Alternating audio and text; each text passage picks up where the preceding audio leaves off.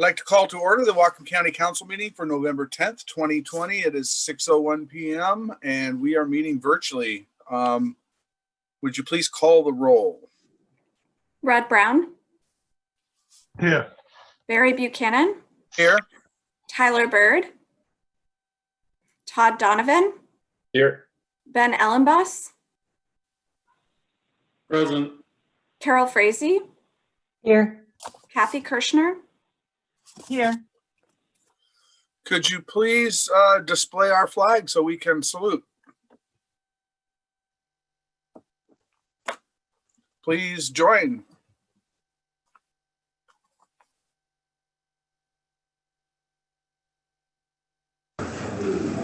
I pledge allegiance to the flag of the United States of America and to the republic for which it stands, one nation, under God, indivisible, with liberty and justice for all.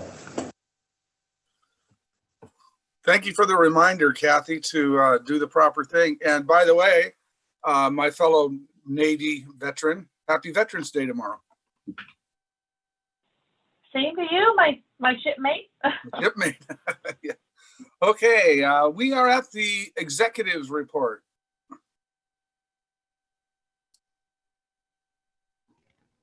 Thank you, Chair. I do not have any report today. Thank you. The next speaker is Doug Gustafson, followed by Louise Cassidy and Eddie. Go ahead, Doug. Hey, you guys hear me, right? Yep. Cool. Yes. Hey, this is Doug, chairman of HomesNOW, not later. HomesNOW is currently managing Unity Village, the first tiny home community in Bellingham, located in Fairhaven. Unity Village has been in operation for over a year. We don't take any taxpayer dollars with HomesNOW. We have a model of self-sufficiency and self-empowerment, and we don't require any taxpayer dollars. But we are trying to house more people in a cost-effective way, really bang for buck, basically. And so I wanted to read to the public the email that I sent to council members and Executive Sidhu today. Whatcom County Council members, I wanted to let you know that I support your efforts to shelter more individuals. I'm glad to hear about the motel rooms that will be available on Byron Street and that it's been extended until the end of the year. I'd also want to speak out in support of the pallet shelters for being a modular option for future uses, including emergency relief in the case of a natural disaster or emergency shelter, or simply to increase capacity where needed as unanticipated situations randomly pop up. The structures are portable, modular, and can help the county to become way more flexible when new challenges arise out of nowhere and budgets become more uncertain in the long term. As a side note, I also wanted to mention that HomesNOW is willing to work with the county in the future in order to house more people. We would like to set up another tiny home village using Unity Village as a template, with the building of the tiny homes being a community project, and we won't require any government money. We will require county land, though, if that's possible. We would appreciate any future site, though, being set up with basic infrastructure such as water and electricity. We don't know which sites are viable from the county's perspective, so if it's a possibility at all, please let us know and we can get the ball rolling. I urge you guys to be innovative and experimental where it's not a high risk. The community in general wants action where they see that their taxpayer dollars were minimal and that they got a lot out of it. Solving problems is the fastest way to make them happy. You don't even have to do it on your own. Many others would hop in to help if they understood the process more or thought there was a way to make it happen that they could apply to, or other things along those lines. Just my 2 cents. Thank you. That's all. Please consider it.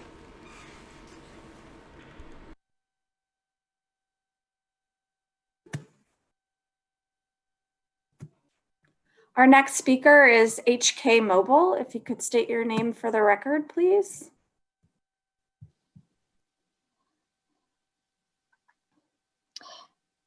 Hi. We can hear you. Go ahead, please. Hi, Council. Hi, neighbors. Heather Katahdin speaking. Thank you, Council and staff, for your long hours of work. I really wish I could see your faces tonight on the screen when we're speaking. I'm a tax-paying resident since 1989, retired both as a volunteer first responder and firefighter. Our community sees gaps in our community budget towards carrying physical actions for our most vulnerable citizens. Council, 2 weeks ago, I shared of my witness of being outside on a cold night when I found a female youth aged 17 and also finding an older female disabled senior who both had no nighttime shelter and who, though they requested assistance in finding warmth inside for the night at our public shelter base camp, they both individually were told by night staff no, they could not come inside to warm up. That was October 25th. I also did outreach this past Sunday and met a gentleman who was living outside and was cold and respectful. I shared hand warmers for him to keep his fingers warm through the night. I asked if I could put the pre-warmed hand warmers into his gloves for him. He thanked me and he said, "Ma'am, I'm not fragile. I'm just in pain and hurting." I'm thankful for the other outreach citizens who are keeping watch over him and seeking to find him safe shelter, possibly safe shelter such as the pallet huts that I've heard Councilman Tyler Bird and Councilperson Todd Donovan discuss today. I support purchases of these huts that can be stored until a location and staffing plan is created. We still do not have access to a nighttime public winter warming center, and I encourage council members to give clear directions to county or city staff to create alternative safe shelter options this week that can be accessed in the evenings. Today, I checked both our local hot shelter number and the city's webpage titled Winter Actions. Both information sources made no mention of our youth citizens who are alone and without safe family.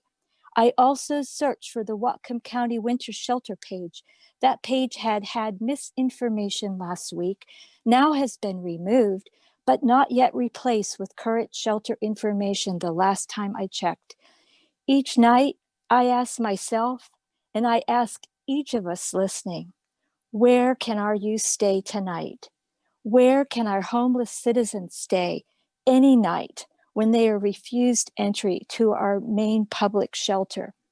Council, please consider what actions you can take together before Thanksgiving break to ensure that we have a safe citizens nighttime warming center in our community this November that is welcoming to all ages and to all identities and those with disabilities and who are medically fragile.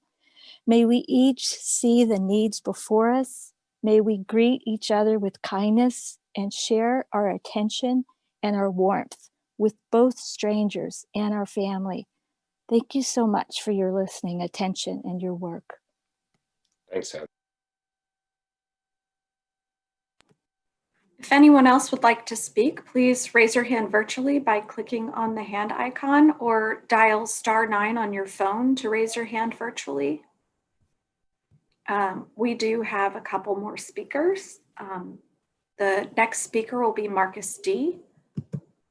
Go ahead and state your full name for the record, please.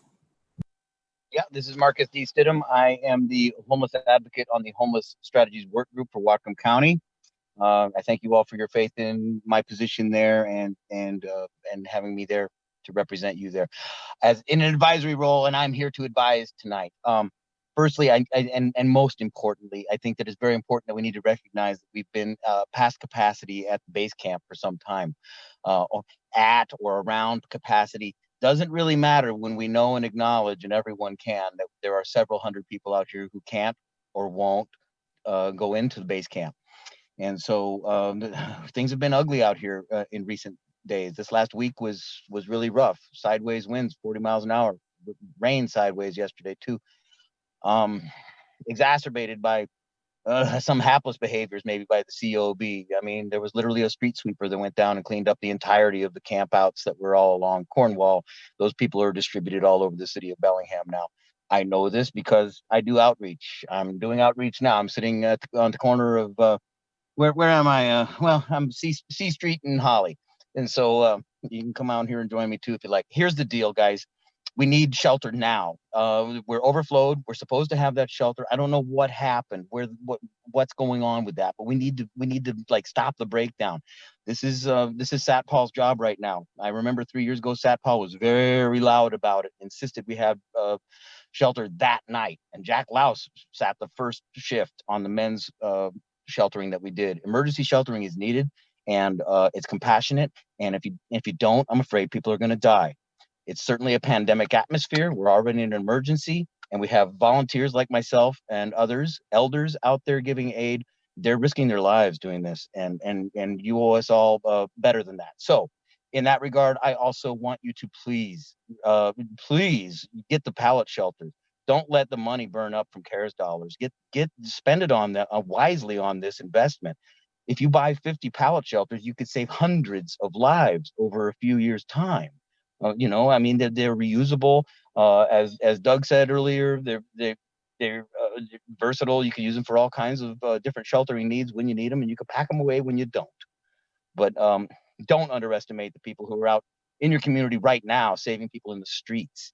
These are the people that would gladly come to your camp that you develop and bring cookies and smiles and flowers and sunshine and community. We can turn the corner together, but we need forward thinking. We need leadership. Please do that. Also, Heather spoke about warming centers. That's very important. Can we please consider the farmers market area and open up that building at night for people to come in there and just get warm? You can have a cop patrol it if you want or whatever, but we need answers. We need to bring our citizens home. Thanks for your time. The next speaker is Mary Steedham. Go ahead, Mary. Hello, can you hear me? Yes, I can hear you. Go ahead, please. Okay. Hi, this is Mary Stidham. I am calling just to request that everybody take seriously what Tyler Bird has requested and use the CARES dollars to buy the pallet shelters. The need out here on the streets is serious, and it is necessary that there is another option besides base camp for the people that are out here. Marcus D., who is my husband, got a message the other night, one word. It said freezing. We had, at that time, we were cooking dinner. We were about to have an evening at home, but immediately we filled the car. He gave his own jacket, and we took some blankets out of our closet, and we got in the car to help this man out. That should not be the case. We shouldn't be having to save people in the streets. And there will be more people in the streets as the moratorium on evictions and foreclosures goes away. There will be more people in the streets. So it makes sense to get ahead of that and use these CARE dollars now to buy as many pallet shelters as possible. And we can solve the problem of finding a place for them and finding people to manage them after we have the shelters. But losing that money and letting it go just doesn't make any sense. I'd also like to say, regarding the sheriff's department,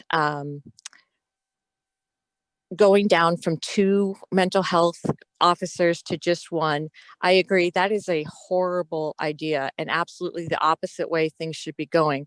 We need mental health professionals, not officers, to be available and on duty with the police department or with the sheriff's department. And that's where money should be going. So if the police budget or if the sheriff's budget is at all shrinking, that should not be the place that the money is being taken away from. That's all. Thank you very much for listening. Our next speaker is Sherry Lapoff.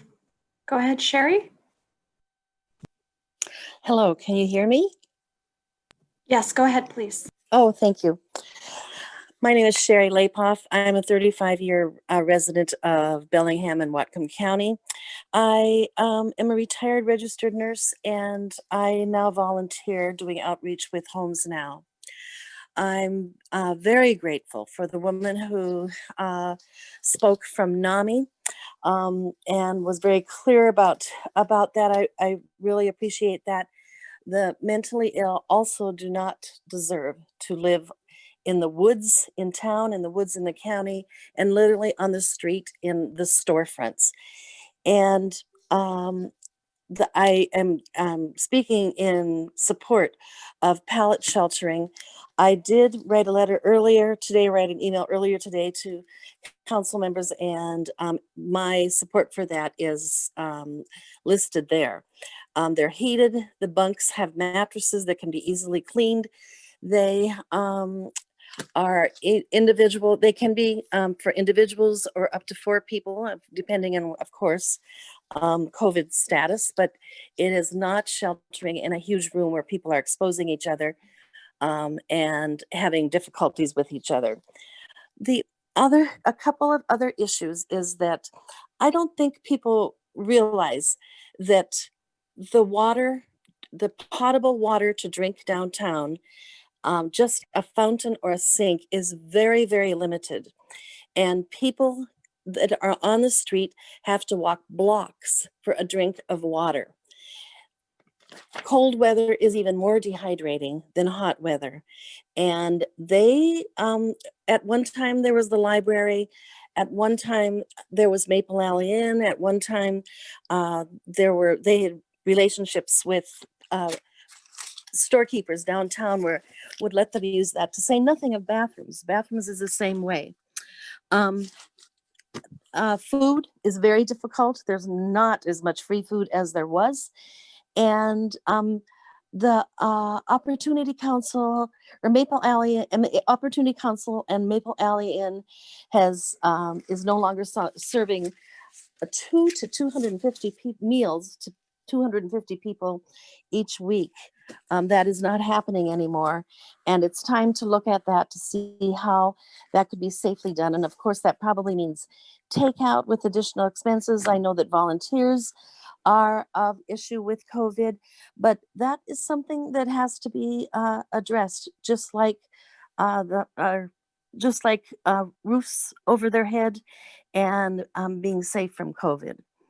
I appreciate your work and speakers tonight, and that is all. Thank you. This is Christy. What I have is the bird move to request that the administration look into purchasing the pallet shelter units by November 16th. That's what I have also. Councilmember Brown. Yeah, I just want to reinforce I support what Mr. Bird is trying to do. I just want to make sure that if we do purchase these, that we don't give people the impression that that also means we've found a place to put them and we've found the money to do the operating costs and including the security. Because that's proven to be finding a place to put this stuff has been the most challenging aspect. And one of the things that we don't understand, at least I don't understand, maybe Mr. Bird can enlighten us, is why the city of Bellingham, because they're the ones who've got the real estate and would provide the security, have been unable or unwilling to designate additional areas. I'm not criticizing the city with that. I'm just saying there's a question there which we need to understand.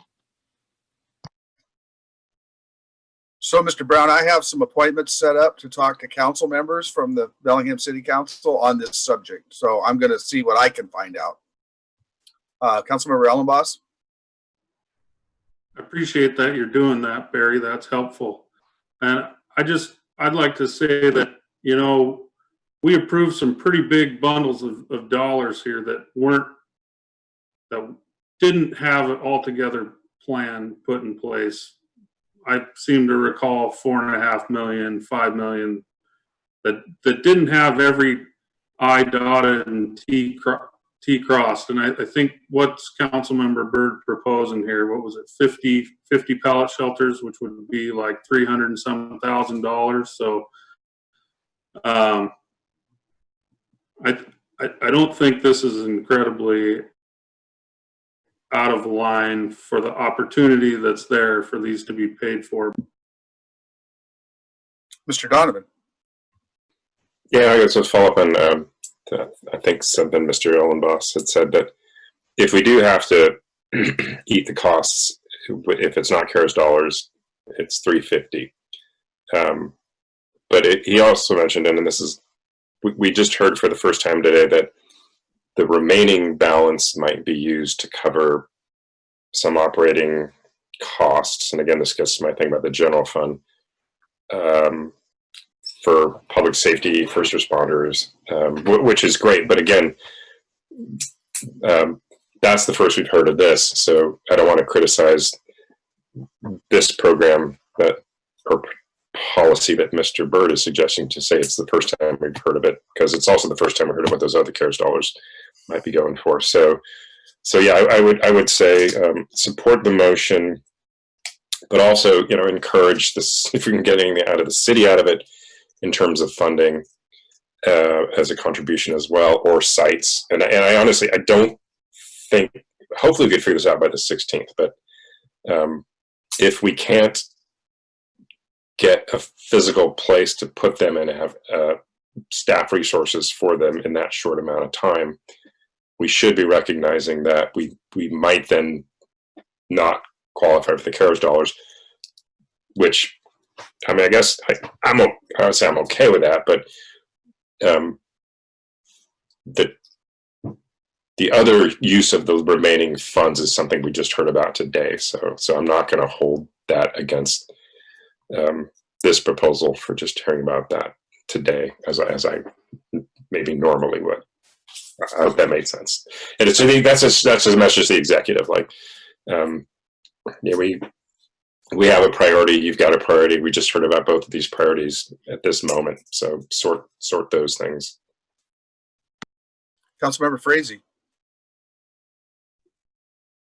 Yes, and I would like to, I would, if it was covered, and make sure that it's covered. I would agree that this is a great idea. And but just like with the water districts and the water associations, how and I appreciate Councilmember Byrd bringing these things forward. We don't want money left on the table. But with the water districts and the water associations, how we're going to have that system in place, hopefully, because Councilmember Byrd brought it forward, that if we do get the next, hopefully there's more money coming in, CARES money, that is ready, and then this would be ready too at the pallets and what we're going to do with them. And like Councilmember Brown said, it's the whole system after we have those, and how we, the security, everything like that goes along, the facilitation of where we put the tiny homes, or that's a big expense. So thinking that part through too. And I understand we want to, we could use these tiny homes for, like, if there's a flood or something like that. And I appreciate the ideas, but even if this doesn't go through now, I would like this on the next round of funds that we're going to keep hoping for. Mr. Ellenboss.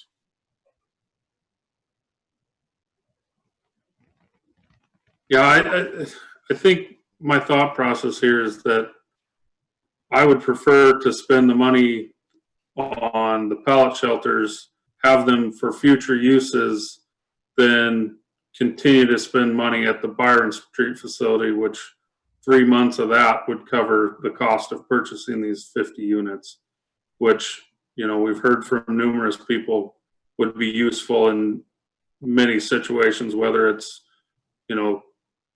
cold weather shelters, whether it's folks that are displaced by flooding or whatever it is. And, I'm pretty sure the county owns enough land and empty parking lots here and there that we could find a place to store these things.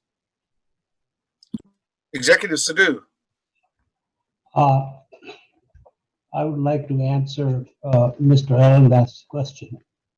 Yes, if somebody, some other council member brought this thing, it would get the same treatment. I think your assumption is wrong. That's not how we work. Second thing, the Byron Street facility use is not equivalent to tiny homes. Tiny homes has come up because Byron facility use, when we started with, was with FEMA for quarantine isolation facility. We cannot, I don't think that we can immediately put these tiny homes and get them approved as isolation quarantine facility. I'm not saying we can't, but just equivalent that replace one with the other is very simple assumption.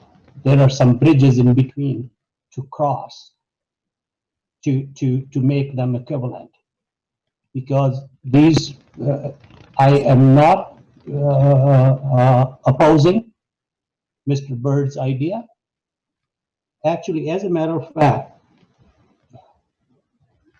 on Monday meeting, Tuesday morning, it is Tuesday today, or last week. Anyways, I called Mr. Bird in the morning. I said, Tyler, your suggestion that we should actually go out and look at other motels, other places who could be available. That's what he suggested, that there are several people who are willing to do this. I said, I will go with you. If you want to do a three-way call, I will call with you. If you want me to make certain calls, you know of a person, I'll make those calls. Please give me names or whatever you have suggested. I will do that. I called him first thing in the morning, whatever time it was. But he did not mention to me that there is a tiny home demonstration truck is coming. We found out 5 minutes before that. So another thing is, I just want to make a couple of points. If we use the money for security personnel and other things from the CARES Act dollars, we don't have favorite projects. We just trying to do how securely we can retain these CARES Act dollars into our treasury. That's what our purpose is. If you're saying that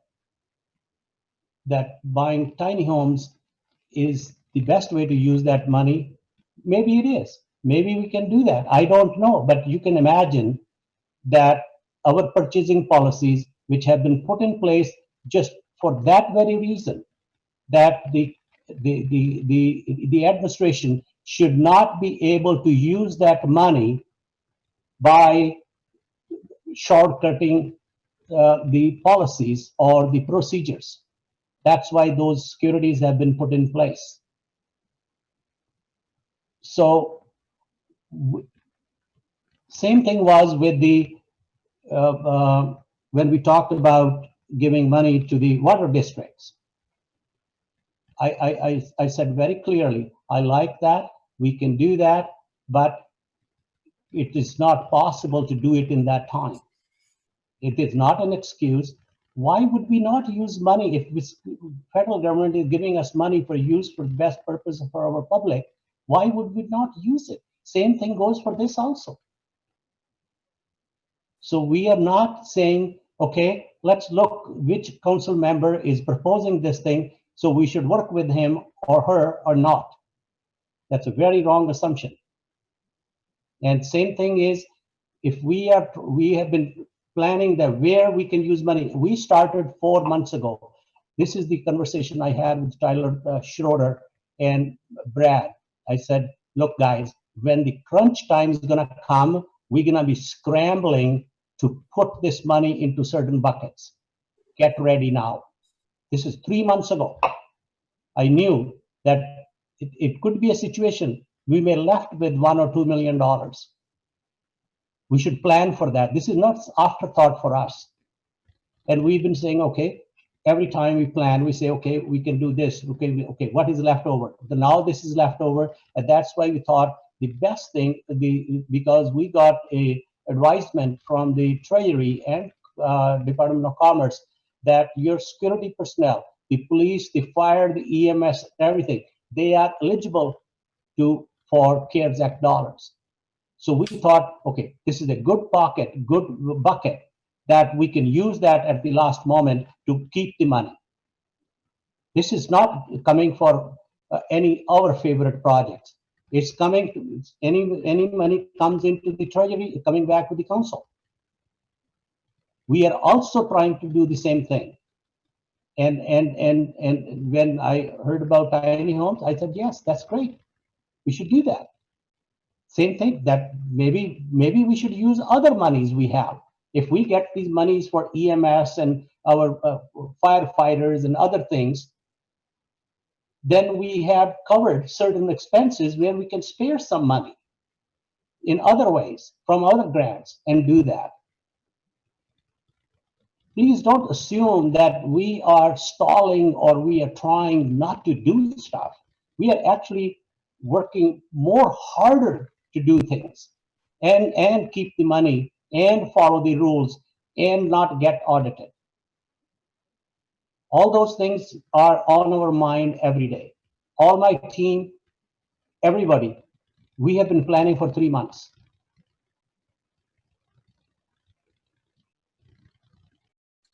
Councilmember Byrd and then Donovan.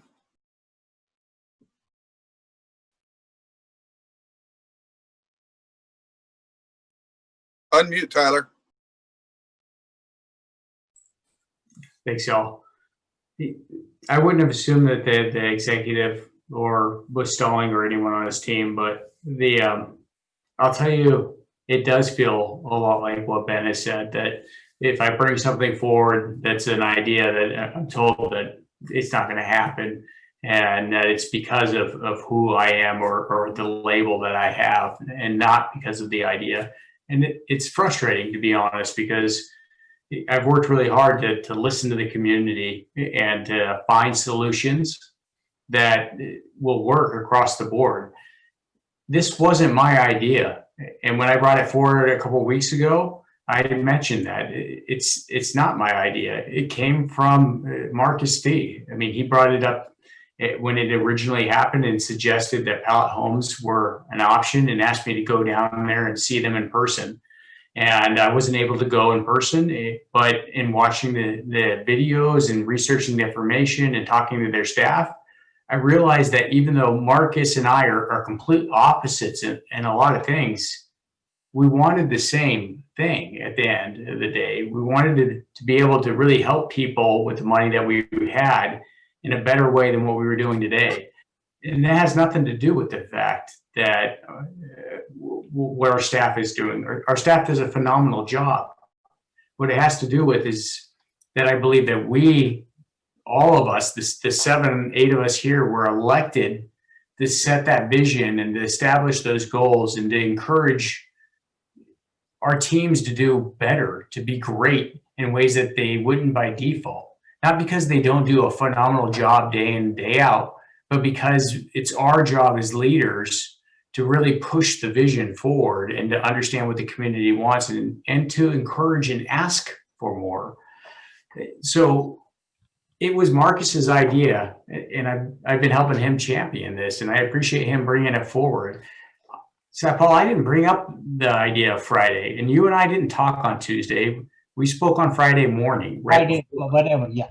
Yeah, I understand that. And that happened.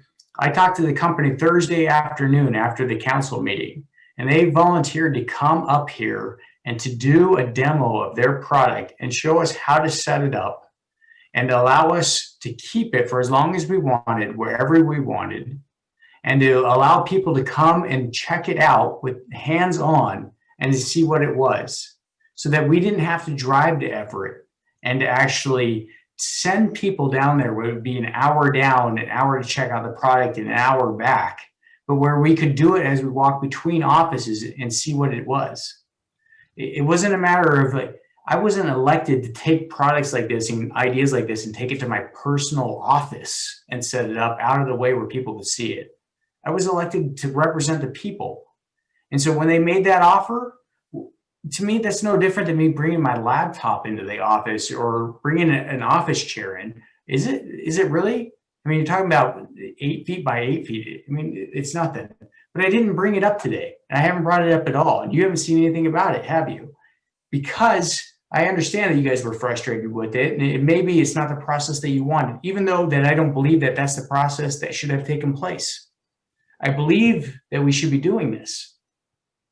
And yet it hasn't happened. And I have asked for it before this, and I've encouraged it for the last several years. It's a good solution. All I'm asking for today is that you guys actually put consideration into making it happen.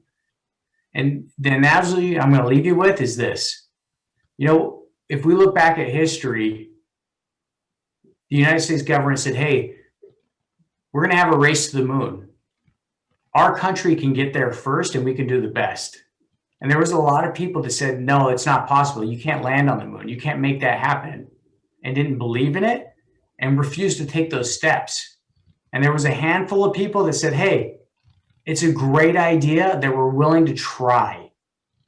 Let's find the solution to make it happen. All I'm asking you guys for is the same thing I asked you for last week with the Motel 6 and going from 15 units to 60. Please don't throw up roadblocks. Just give it a good shot and let's try to make it happen. If we can't make it happen, I understand and I'll accept that. But let's try as a team. That's it. And if we do that, I appreciate it and I respect everyone for that and I thank you for it. Let me, Mr. Alan Bass, if I can. I think I was. Want to say one word. Mr. Byrd, I would like you to keep this, take this to your heart. Please do your research. You bring very half-baked ideas and make up as things as you go. It becomes very difficult for us to support or not support, because I'm always concerned about that if I say no, how are you gonna take it? But you come up with ideas which have not been researched, which have not been thought through, and you don't wanna share. You could have shared on Thursday with Tyler or me or anybody. Hey guys, I'm going to call this company, going to bring it. Do you have a place for it to put it? How should we demonstrate? How should we do it? 5 minutes before you come and say something. And I have the same independent answer without talking to Tyler Schroeder, which Schroeder answered you, because that's a very natural answer. So please do your research, vet those ideas, then bring it and push them. You push them first and do the research later. And there are many things each one of us is not aware of. It's better to share so that other people can let you know, how about this, how about that. Same thing happened with water districts and water association. Your word was, I'm not even aware of water associations. Water associations are bigger than districts. But since you were not aware, you kept pushing, kept pushing, kept pushing. You got to look at yourself as well. If you feel that you are being revoked, there is a reason for that. And you should search for that reason as well. Councilmember Donovan. Thank you. I'm trying to make this a little bit less personal. And I understand Mr. Sadhu's frustration and Mr. Byrd's frustration, thinking about it's because who was proposing this.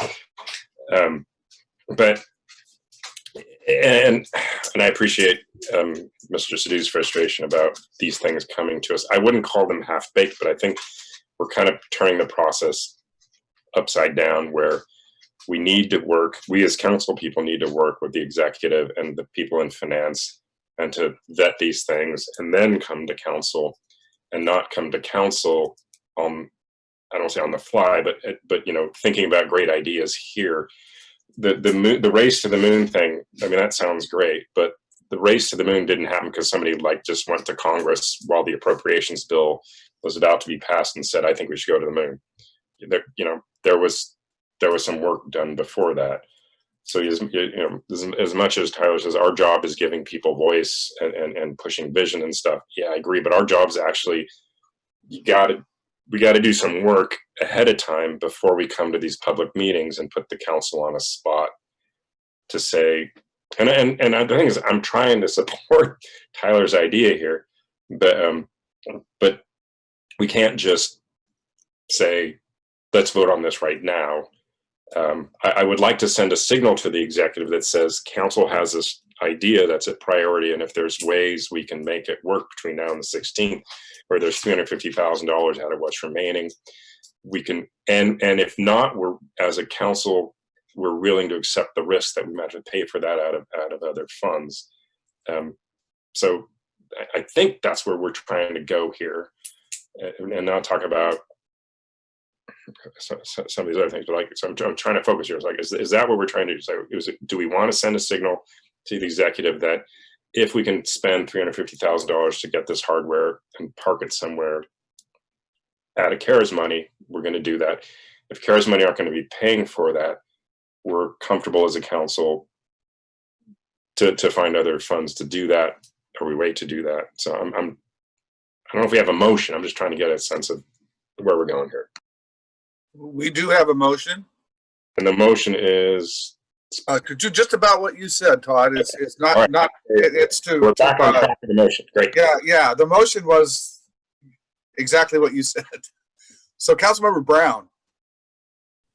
Yeah, I think, Mr. Bird, when you say that your ideas are being, it's been a while, so I don't have the exact words, but if you say that your ideas are being rejected because of who you are, what your political persuasion is, that's not, I don't think that's a constructive statement for your own ability to govern.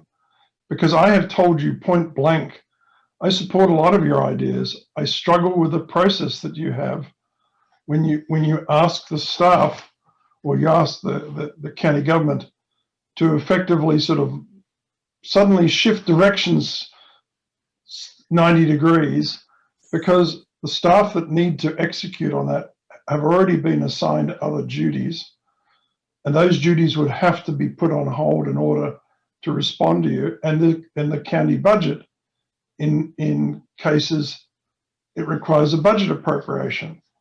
So I encourage you to look at the fact that you're running a small organization in your private life, and I remember what that's like.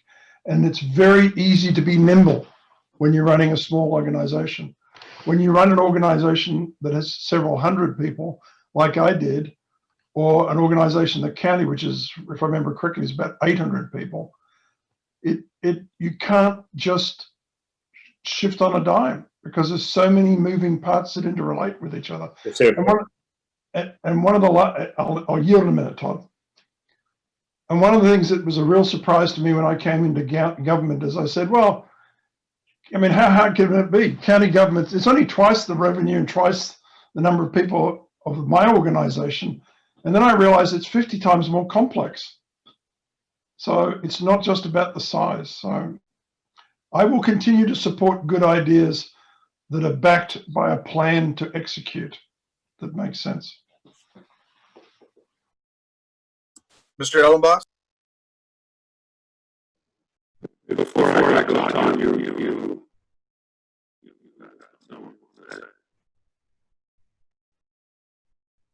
You're totally in the toilet now.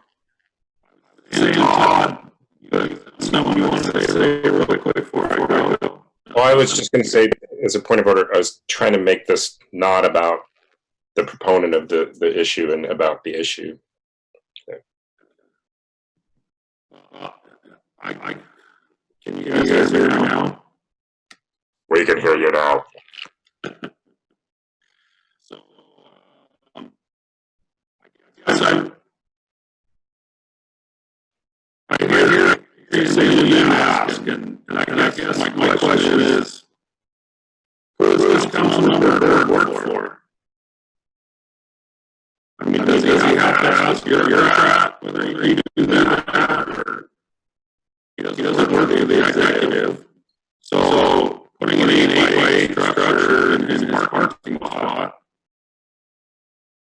I'm sorry, I didn't get any of that. What does that hurt? Other than maybe Mr. Ellenboss, I think I heard you say, who is Mr. Bird working for? Was that it? Okay, I couldn't understand it.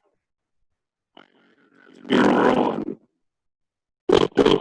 sure we'll address it again in the future, because as the executive said, simple. Nobody's here, so shut up. I did hear that part. I heard shut up. No, we got to work on getting Benson. That's all I could hear. And We're going to get you some internet. Any other discussion? Councilmember Byrd. Thanks.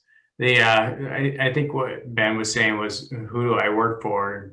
And what's the harm if I take that structure that fits in a parking stall and put it in a parking spot that I'm allowed to use every single day of the week, every day of the month, because it would fit. And the fact that I was told no, that I can't do even that I can't put it in a parking spot that I could use whenever I want. That's a different question, but Ben can deal with that. Right, Todd. Yeah, I appreciate that you're trying to direct us back, and I appreciate that the perspective that you're bringing to this, and I want to say thank you for that, because it should be about the issue and not about me. I think that that's where we should end up being, and that's part of my frustration with this in general. I wouldn't have brought it up except for the fact that Ben had mentioned it earlier. So thank you for that. At the end of the day, what I want you to take away from this is the fact that it's a good solution. If we move forward with asking the administration to do this, or at least look into it, we could potentially save a ton of money and help people for a very long time. If we continue doing what we're doing today, we're going to spend way more money, and we're going to help people for a very short period of time. So all I ask of you, forget who I am, forget the politics, forget everything else, consider that. The best decision is what? What's the best use of money, and what will help people the most moving forward? And then decide from there. That's it. Forget everything else. And let's go from there. And let's make it happen. Whatever that decision is for you, whatever that equates for you, as a group, as a team, as a council, let's make it happen for our community. Let's work together and make it happen. Thank you. Councilmember Ellenboss, you going to try again? Yeah, my phone battery is slim to nil, but can you hear me now? That's better, yeah. That is better. Okay. Yeah, that's pretty close to what I was saying. I was asking the rhetorical question of, who does Councilmember Byrd work for? And I don't think the answer is he works for the executive. So who does he have to ask permission to? A bureaucrat? And what does it hurt for him to set up this 8x8 shelter in a parking spot that nobody else is using, other than someone's ego maybe? And so, quite frankly, I think it would have been very helpful to have that thing there to look at for all of us to see. And so I guess I'm just, the executive made the statement that, what was it? A simple conclusion. I've got a picture of a tractor behind me, and quite frankly, it's one of the most beautiful things I can imagine. So yeah, call me simple. But John Deere, right? Well, this one's a New Holland, the other one's a John Deere, but they're both beautiful in their own right. So that's call me beautiful. Call me simple. Yeah, that is beautiful. I'll agree with you there. Call me simple if you will, but sometimes simple conclusions are are true. And, you know, you can say it doesn't happen, but I'm speaking, this is in the, how many months? 10 months or whatever I've been on council. My experience has been just what I'm speaking about. And it's to the point where sometimes people call me and I say, yeah, I'd love to help you with this, but if I bring this situation up, it's not going to get any resolution. So why don't you get someone else to bring it up and then I'll support it. And quite frankly, that's been very, very disappointing for me because I ran for a nonpartisan position and I have found that it is anything but that. And the only people that, the people that pay the price for that is the citizens that elected us. So I would challenge us all to do the best that we can to do what's right instead of the ingrained partisan politics that we've got going on here. So I'll get off my soapbox for now. I would have loved to have seen that pallet shelter firsthand. I appreciate the work that Tyler put into it, and I think that I would hope that the community can appreciate the fact that he's trying to listen. Councilmember Frazee? Okay, back to pallet shelters. But before that, you know, this whole discussion of I'm not ingrained partisan and not being able to bring things forward. I'll always look at the issue and not the person bringing it forward. So I feel, yeah. Anyway, let's go back to the pallets. Like I said before, I would love to buy them. I would love to bring that forward. It's the whole, I want to see a plan, like how we're going to facilitate, who's going to be taking care of the people in those homes. How are we going, where are they going to be? It's easy just to say, let's just buy them. But if we just buy them, I don't think the CARES Act is going to, if they're not filled with people who are experiencing homelessness, I don't think the CARES Act can cover that. So there's a whole different process, a whole different plan. I think that's what everyone's asking for is, yeah, sure, we all want to do this. We don't want anyone homeless. It's cold out right now. And I feel like we're all passionate about that. And it's not that we don't want to buy those homes. We all do, I think. It's just that it's the whole process and the people that have to come together and make a plan or how we're going to facilitate that, and security, everything that goes along with that. Where are they going to be? That's where I believe we're all coming from a good place. We all want to home the homeless, or give homes to the homeless, and we all have our hearts in that. And it's the whole process and the money that comes after that and how we're going to do that in such a short time. So it has nothing to do with the person bringing forward partisan. We all have the same thing we want to do. It's just we need a complete plan to say yes. Any other discussion?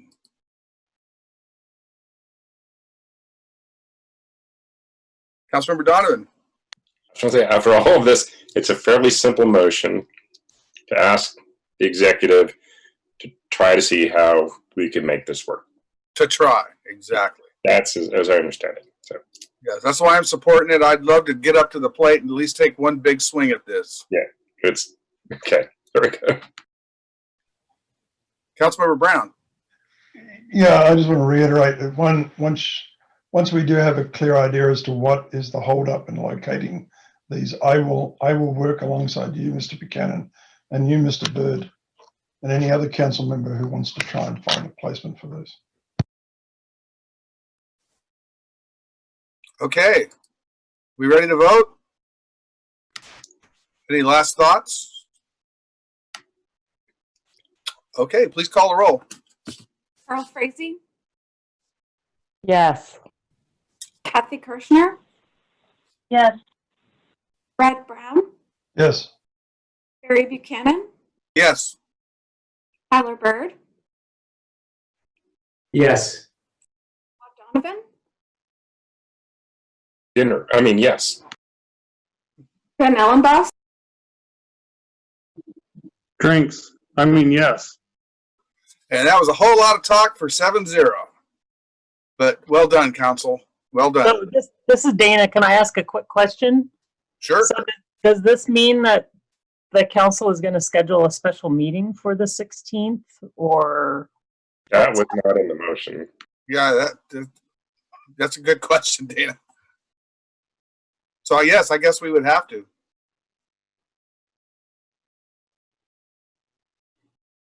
Somebody want to make that motion?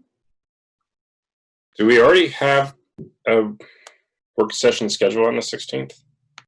You have, Monday is the 16th. You have a meeting on the 17th. You have two meetings on the 17th.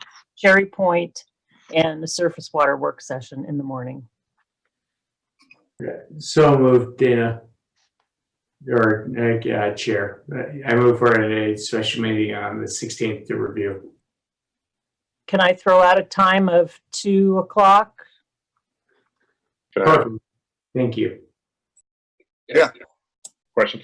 So if we've got the water work session on the 17th.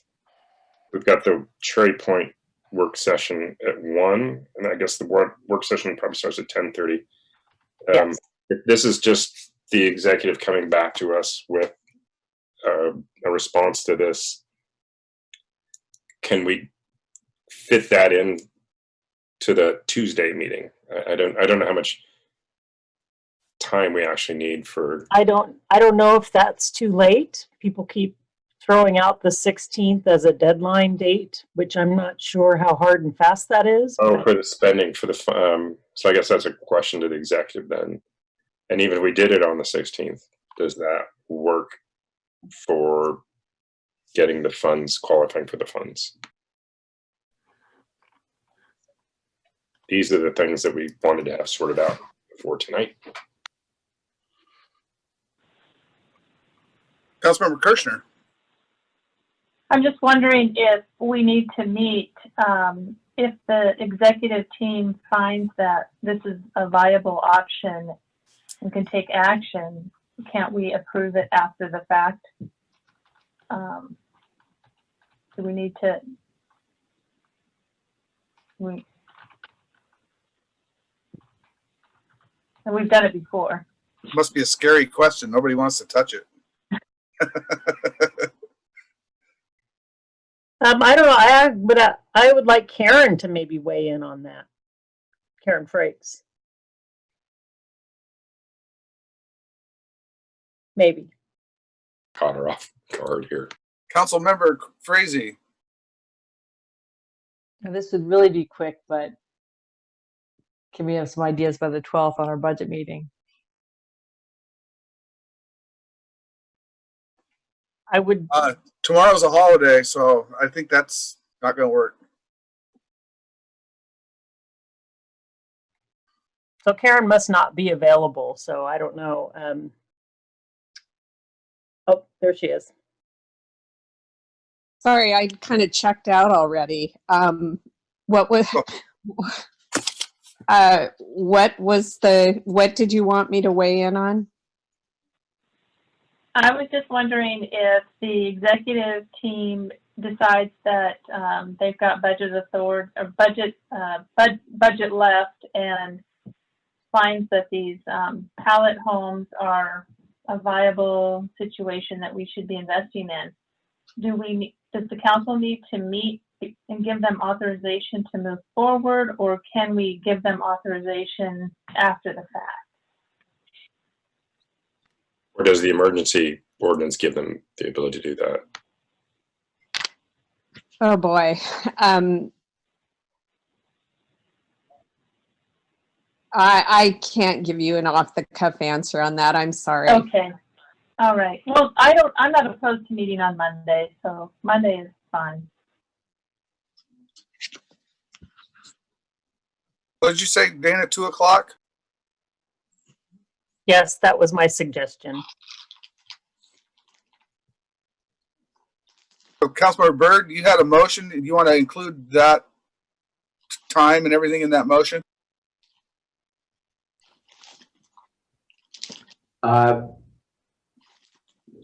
That time, Barry, which time is that? 2 o'clock for the council meeting on Monday, the 16th. I'm open. Yeah, I will include that if it's acceptable. Okay, so that's the motion to meet on Monday, the 16th at 2 p.m. to consider this once we get some information back from the executive. I'll second that. Okay, discussion? Councilmember Donovan. I'll be voting against this, and I guess this sort of highlights my concern about, and while supporting the idea, not having these things sorted out ahead of time and bringing it to council and then having to schedule additional council meetings, which we've already done on those issues that, well, wasn't very fruitful. So I will vote against the motion. But this is just the motion for the meeting. Have we voted on the motion? Okay, right. Correct. Yes, this is just the meeting. So Monday, the 16th at 2 p.m. Any more discussion? Please call the roll. Kathy Kirschner, Yes. Red Brown, Yes.